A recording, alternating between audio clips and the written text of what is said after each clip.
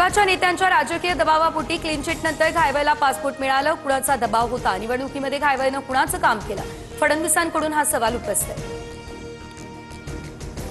सुजय विखे यांच्यासाठी मुख्यमंत्र्यांच्या सभेत सचिन घायवळ व्यासपीठावर मुख्यमंत्र्यांनी भाषणाआधी सचिन घायवळचं नावही घेतलं।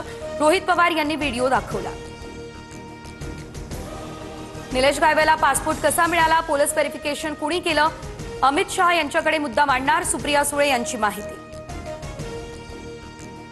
रवींद्र धंगेकरांची आज पत्रकार परिषद, तर निलेश घायवळ प्रकरणामध्ये रवींद्र धंगेकर आणखी एक खुलासा करणार।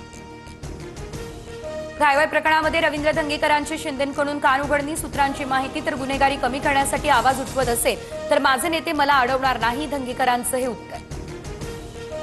धंगेकरांच्या बॉस सोबत बोलणार, धंगेकरांच्या प्रश्नावर फडणवीसांचं उत्तर, तर आता आपण काँग्रेसमध्ये नाही हे धंगेकरांच्या लक्षातच येत नाही, अजित पवार यांचा टोला।